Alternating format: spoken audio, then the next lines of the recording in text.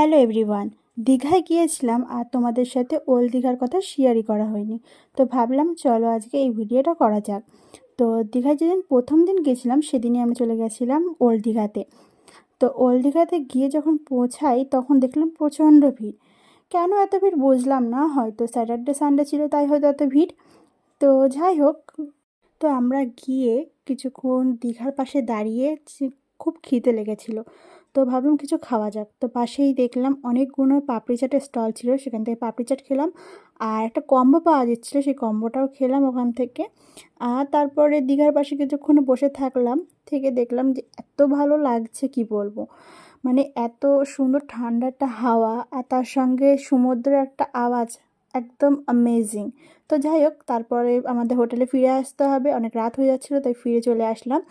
আর আমাদের হোটেলে একদম সামনেই ছিল কিন্তু জাহাজ বাড়ি, তো সেখান থেকে